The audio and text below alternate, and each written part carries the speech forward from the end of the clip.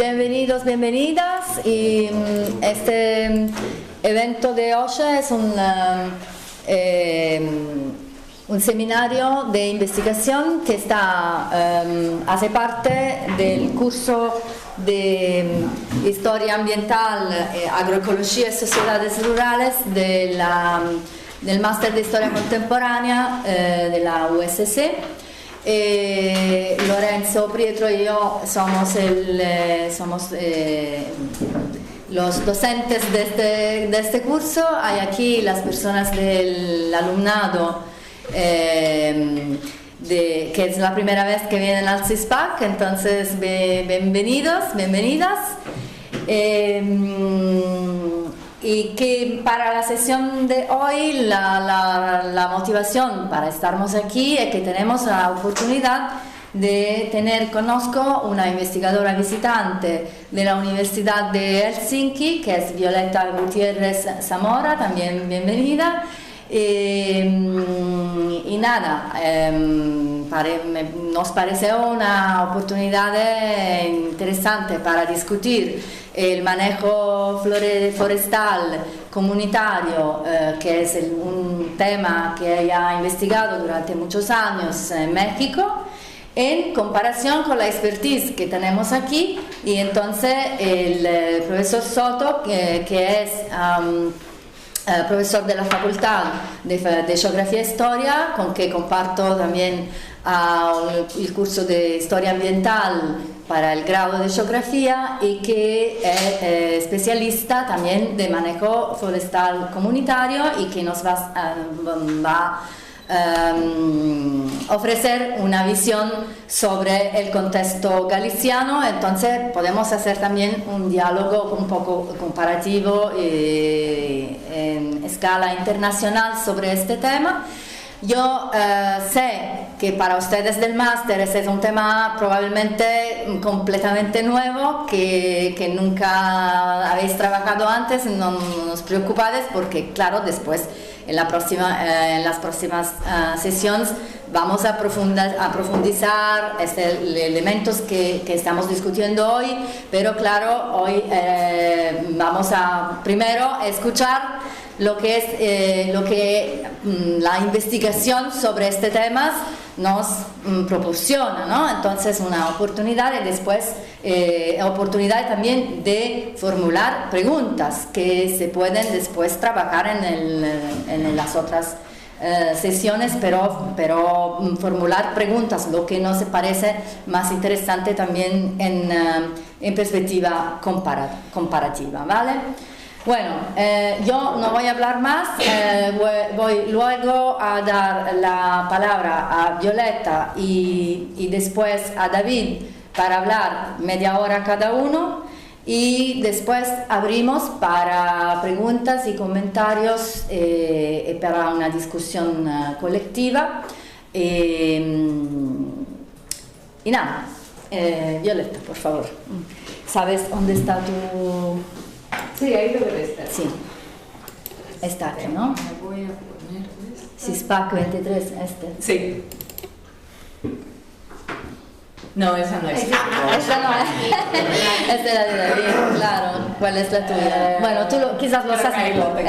CISPAC presentación de GZ, sí.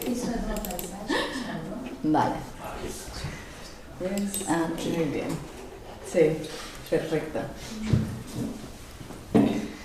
Pues muchas gracias bueno, mi nombre es Violeta Gutiérrez Zamora, vengo del Instituto de Investigaciones de Recursos Naturales de Finlandia, LUKE, que es por las siglas en finlandés, Luonnonvarakeskus, por eso es como un poquito raro que sea así como el LUKE. Y este instituto es un instituto de investigación gubernamental sobre recursos naturales en Finlandia y otros proyectos en el mundo. Entonces, básicamente yo estoy en un proyecto que se llama Just Globe, que es como justicia a nivel global, sobre la bioeconomía y la política de la bioeconomía. Y entonces, bueno, eso es como un término como muy nuevo de la bioeconomía, pero creo que aquí también está pegando bastante en términos de qué es la bioeconomía y para qué hacer bioeconomía. Y en pocas palabras, la bioeconomía se resume como una idea de hacer uso de los recursos naturales para la generación de nuevas economías. Puede ser una bioeconomía muy neoliberal o puede ser una bioeconomía alternativa.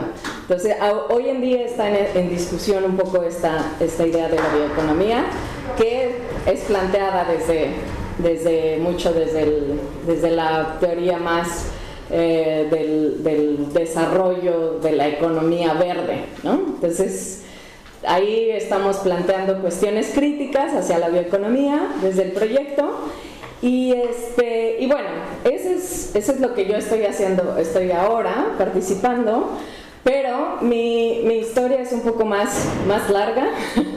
Y hablando con Estefanía, queríamos como traer de nuevo el trabajo que yo hice en el doctorado, y yo voy a hablar un poquito en esta presentación sobre lo que hice en el doctorado, pero también un poco en relación con lo que ahora estoy haciendo. Entonces voy a empezar como para que un poco tengan idea de qué es lo que voy a presentar. Es precisamente esta idea de cómo el manejo forestal comunitario también está relacionado con diferentes racionalidades de cómo pensamos el medio ambiente, y en particular cómo pensamos los bosques y para qué son los bosques. Entonces, bueno, agradezco mucho la invitación, sobre todo a Estefanía, gracias porque estoy aquí, y por supuesto pues presentar mi trabajo, no solamente el actual, sino también el doctorado. ¿Cuál es aquí, verdad? Y bueno, el manejo forestal comunitario, para los que sobre todo quiero como enfatizar un poquito para todos aquellos que no están muy familiarizados, empezó desde los principios de 1980 como esta idea de devolver a las comunidades el manejo de los bosques y la transferencia de poderes para poder hacer decisiones sobre los bosques que los campesinos habitan, ¿no? Bueno, esa es una idea como que se ha transmitido no solamente a nivel global, sino también en diferentes contextos, y precisamente creo que me parece muy importante tener esta base de que sí hay un discurso global sobre el manejo forestal comunitario, pero también hay aplicaciones muy particulares y de por qué esas aplicaciones suelen ser distintas.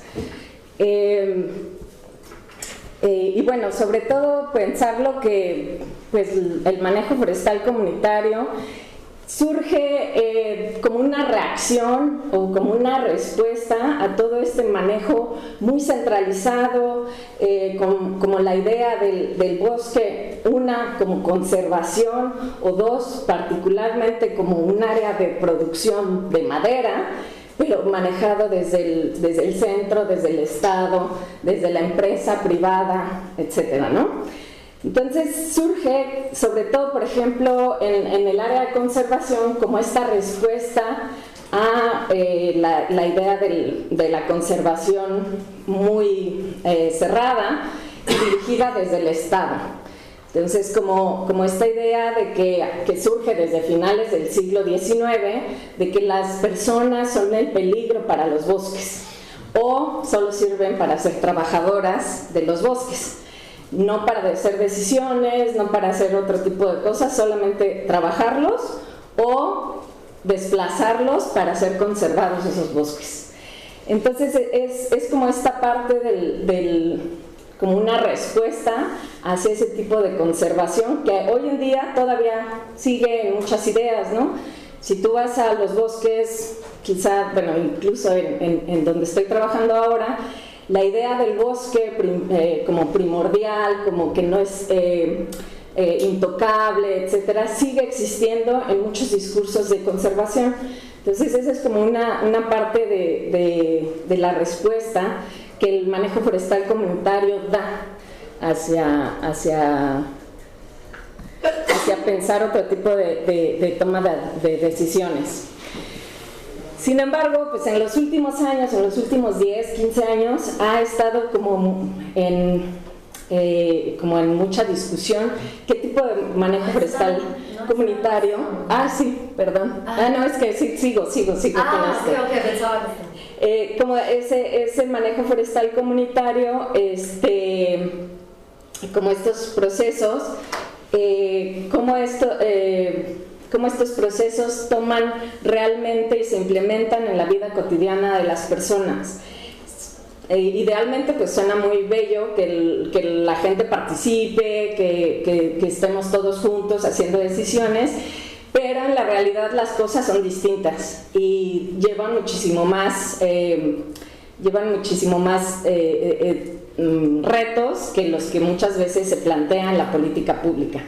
Entonces ese es un poco el trabajo de doctorado que hice en México sobre, esta es una foto de parte del paisaje forestal en Oaxaca, donde hice mi trabajo de doctorado, donde seguí el camino un poquito de una de las comunidades que se ha designado como modelo.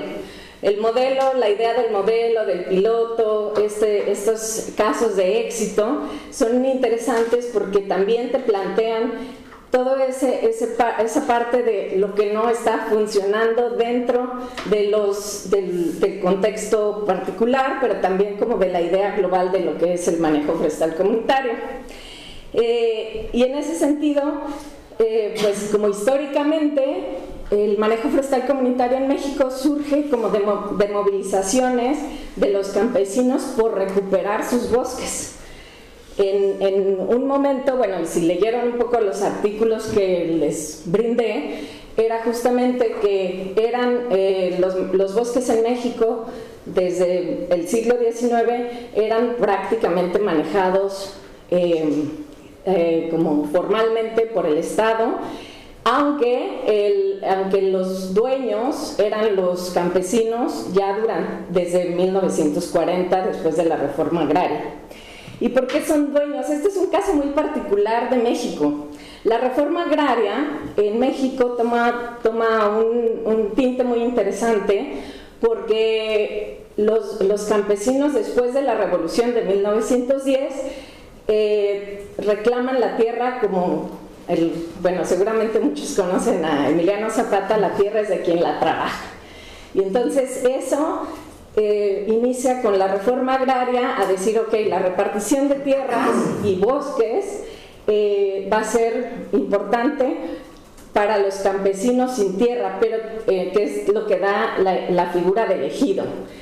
No voy a entrar mucho en eso porque eso es una cuestión bien complicada, pero básicamente en México hay dos formas comunales o colectivas de tenencia de la tierra: el ejido y la comunidad agraria.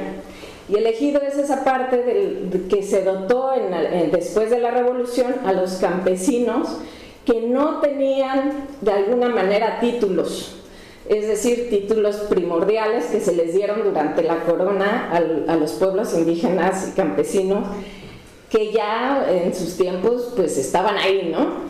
Sin embargo, cuando viene esta reforma agraria, hay un proceso en el que sí hay quienes sí tienen sus papeles desde principios de la colonia y se les empieza a reconocer, esas son las comunidades agrarias. Y muchas veces coincide que la comunidad agraria son comunidades indígenas. En el caso que yo, digamos, como que este caso que estudiamos, fue un caso de una comunidad agraria, es decir, una comunidad zapoteca, enclavada en la Sierra Sur, en donde el manejo forestario emerge, como les decía, como una lucha de la comunidad por sus tierras y por sus bosques. En México y específicamente en Oaxaca, el Estado desde los años 40 hizo que los bosques se manejaran de manera privada o estatal. es decir, les daba concesiones a las empresas para que pudieran explotar la madera. Los dueños de los bosques no tenían nada que ver, más que les pagaban una muy pequeña cantidad de recompensa por el uso de sus bosques. Pero pues realmente no tenía ningún tipo de toma de decisiones sobre qué es lo que se hacía, ningún proceso de conocimiento, de desarrollo de conocimiento, y ni siquiera los contrataban muchas veces. Traían muchas veces a personas de otras comunidades, sobre todo de otras partes del país, para que hicieran el trabajo. Entonces eso fue como el inicio de muchas de las movilizaciones. Sin embargo, me parece también importante pensarlo que hay un contexto, ¿no? No nada más es la movilización, sino en el contexto en el que el Estado mexicano estaba, era un contexto neoliberal. Y esa es la propuesta que yo hago en mi tesis. No podemos pensar el manejo forestal comunitario solamente como una reacción de las comunidades, sino que también tenemos que ver el contexto en el cual estaba, en que el Estado, como en sus reformas neoliberales, decide retirar muchas de sus empresas, decide pues retirarse de muchas partes de la vida pública. Y es ahí que también hay que pensarlo, no solamente como una cuestión de movilización, sino de por qué el Estado permite que ya no se haga ese tipo de manejo forestal. Y eso es lo que yo llamo pues que empiezas a formularse no solamente como una racionalidad comunitaria, sino también entrañándose y conjugándose con una racionalidad neoliberal. ¿Por qué? Pues porque en el momento en el que las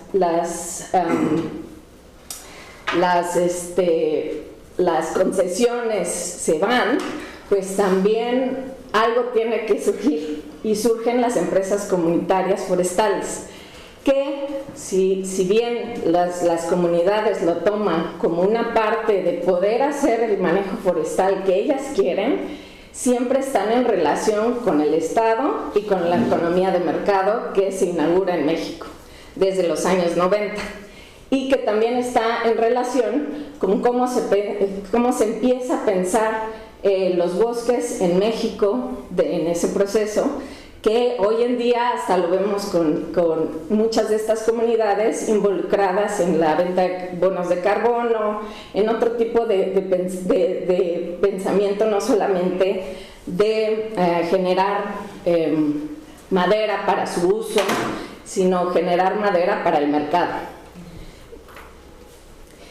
Y bueno, esto es muy importante, sobre todo en una zona que, bueno, esto es Oaxaca, en una zona donde, que no es una zona de conservación, pero que es importante para la conservación, y que se ha manejado, que es una zona, se llama Tlacuache, y que también tiene muchos conflictos.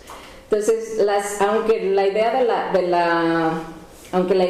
del manejo forestal comunitario, como les decía, suena súper interesante, también trae en este momento, bueno, ya desde el 2000, varios procesos de conflictos por los bosques. Entonces, también en este sentido, cuando yo llegué a esta comunidad, a mí me pareció muy interesante que lo primero que la gente me hablaba era que hay muchos conflictos, y no son conflictos nada más de palabra, son conflictos que traen muertos, que traen incendios de bosque, que traen incendios de casas, que traen, ¿cómo se llama?, desaparecidos, etc.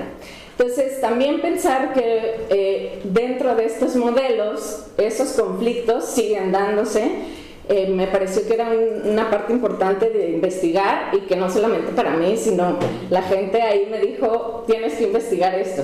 No, si vas a investigar aquí, tienes que investigar sobre los conflictos agrarios y ayudarnos a ver qué es lo que está sucediendo. Y bueno, parte de mi investigación, como si alguno de ustedes leyeron sobre esto, era sobre los conflictos agrarios y de cómo en ese momento, este tipo de conflictos también son parte de, de estas dos racionalidades, ¿no? Por una parte, el manejo forestal comunitario ha incentivado que las propias comunidades tomen sobre sus manos muchas de las responsabilidades de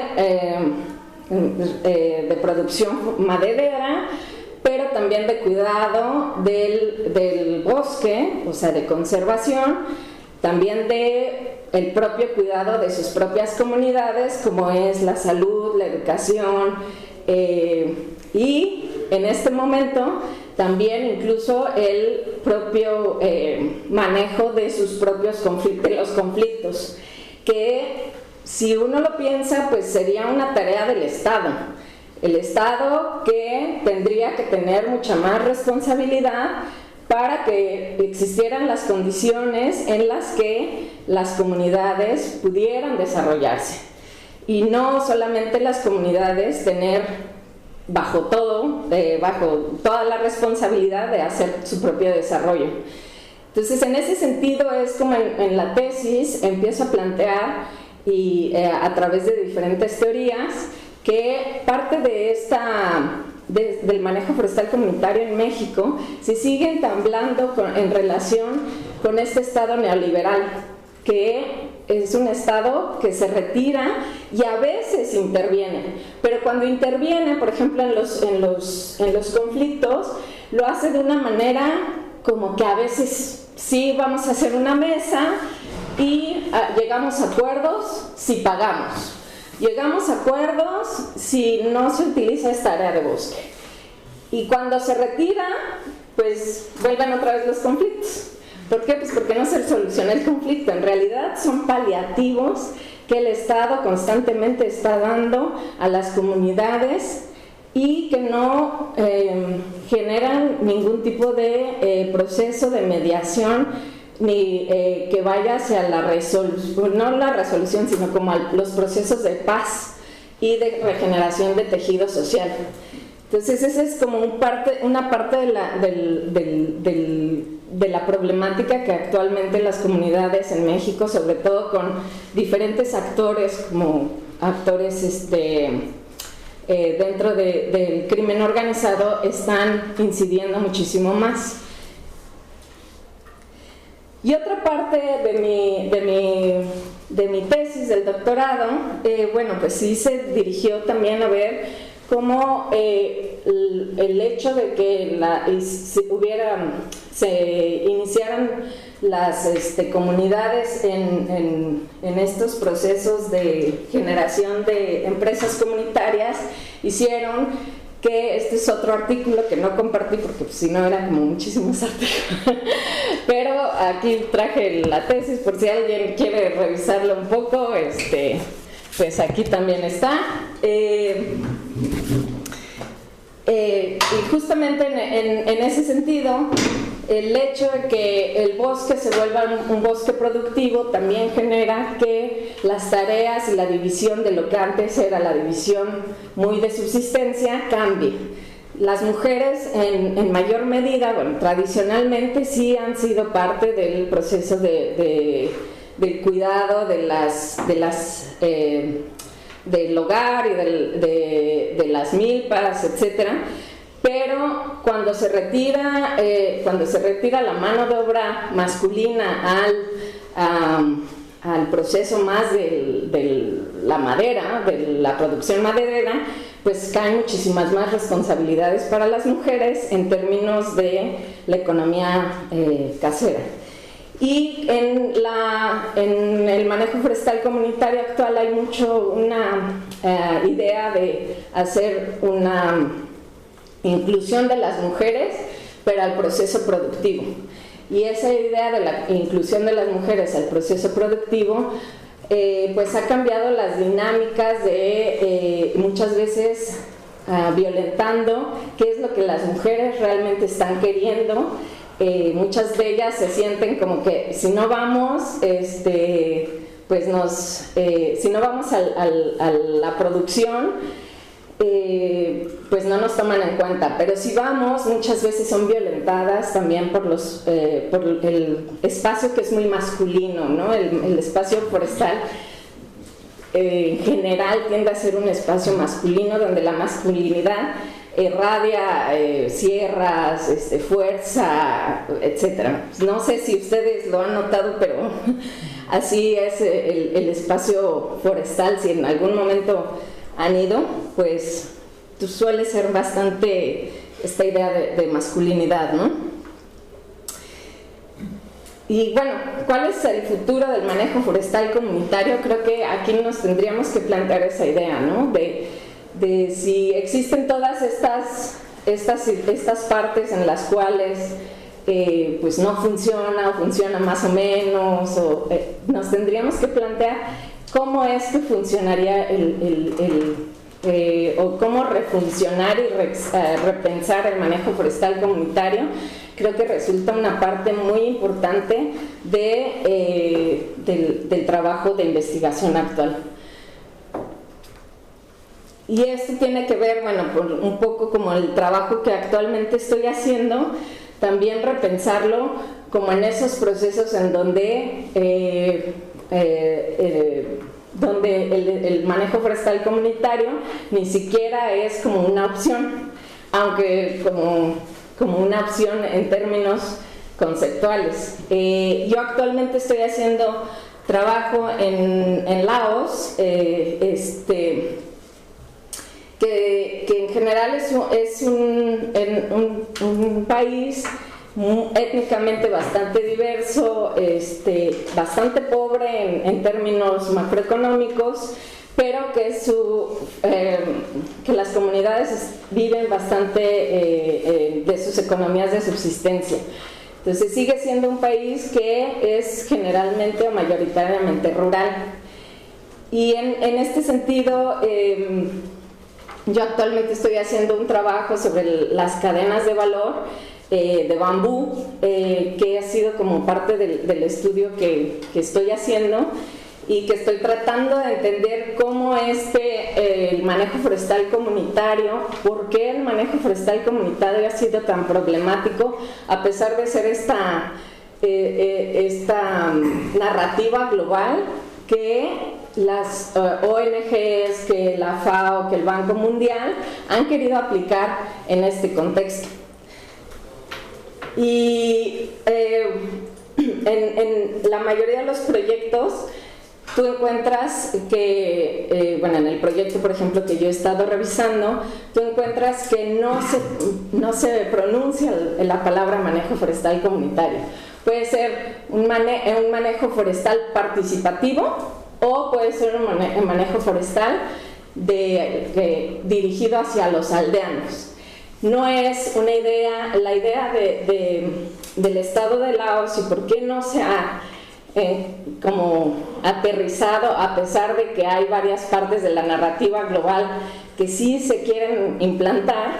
La idea es que el Estado sigue teniendo, en principio, el gobierno de los bosques. Y la idea de dejar a los campesinos y a las comunidades hacer su propio manejo forestal resulta demasiado subversivo. Y de hecho hay varias veces en las que hay que tener cuidado en cómo se plantea. Y aún así los proyectos internacionales que han hecho mucho énfasis por ejemplo, los nuevos proyectos RED, etcétera, que han hecho mucho énfasis en el manejo de los bosques participativamente y la toma de decisiones, de todo. Aún ahí no aparece el manejo forestal comunitario como una parte integral. Y creo que ahí es también muy importante tomarlo en cuenta, que hay lugares en donde se toma ciertos vocabularios, pero no del todo. Y eso ha sido como parte de mi proceso de aprendizaje, porque en realidad si tú lees un proyecto y dices, pues sí, todo el mundo participa, pero en realidad la participación en Laos se toma solamente como un trabajo. no en la parte de toma de decisiones, sino como trabajo. Es decir, las personas pueden participar si son contratadas por el proyecto o se les da algún tipo de responsabilidad como el monitoreo, como el cuidado, etcétera, ¿no? O sea, hay diferentes tipos de labores que se han tomado en cuenta. Y sobre esta perspectiva es interesante como en Laos también se toman muchos proyectos, por ejemplo, como en el que actualmente estoy investigando, que buscan que se utilice el bosque, los productos no madereros, para incentivar las economías de subsistencia, porque lo que se quiere hacer es que haya un cambio en cómo se utiliza la tierra. Generalmente en estas economías, sobre todo las de las partes altas, o sea, de las partes montañosas, son economías que se basan en esto que se llama la quema y la roza y quema, ¿no? En español. Que, bueno, muchas veces se le relaciona con la deforestación, y en Laos específicamente hay un proceso en el de disminuir, un proceso desde el Estado y también de las agencias internacionales, de disminuir este tipo de economías de subsistencia o cambios de ese tipo de prácticas para la generación de alimentos, etc. Y al otro lado también tienes que se impulsa muchísimo la intensificación a través de prácticas de tener cambios de tierra hacia cultivos como la cazaba, la banana, ¿cómo se llama? El caucho. Entonces también hay estos dos procesos, ¿no? Por un lado se le culpa mucho a los campesinos de la deforestación, y por otro lado se impulsa mucho la intervención muy intensiva de parte de inversores vietnamitas, chinos, etcétera, ¿no? Entonces hay estas dos partes que responsabilizan, por ejemplo, muchísimo a los campesinos, y por ello se les quiere dar otro tipo de economías, ¿no? Entre ellas, pues, por ejemplo, el uso del bambú, que bueno, no está mal, porque eso es algo tradicional, es algo que han hecho durante milenios. Sin embargo, la razón del por qué impulsarlo a mí me parece cuestionable, ¿no? Pero bueno, ahí estoy tratando de entender esos procesos. Y efectivamente son estos productos no madereros, han sido parte de estos tipos de economía de subsistencia, que es la recogida del bambú, no solamente para hacer artesanía, sino también para comer y para hacer construcción de habitación, para hacer diferentes cosas. Es algo muy tradicional y que se le ha dado un papel central en este tipo de economías de subsistencia. El bambú y sus múltiples especies ha sido algo como que es muy interesante ver cómo contiene un conocimiento tradicional, y a la vez este tipo de proyectos han generado o se quiere generar que se produzca muchísimo más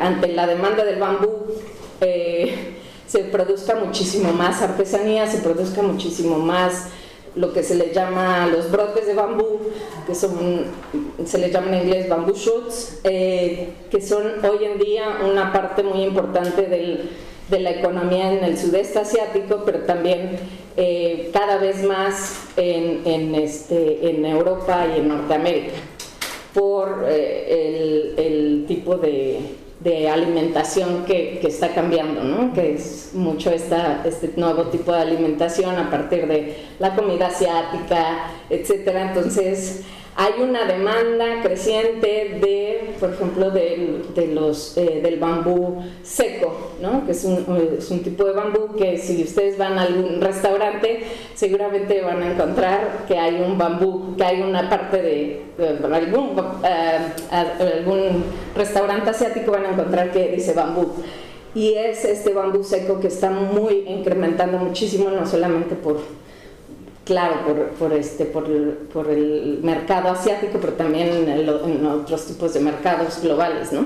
Entonces es esta idea también de otra vez enganchar los mercados, aunque en el caso de Laos es un enganchamiento diferente, sí es del libre mercado, pero a través del Estado, siempre a través del Estado, por el tipo de gobierno que tienen, que es un gobierno de corte de partido único socialista, que sigue pensándose como el centro de la vida de sus ciudadanos.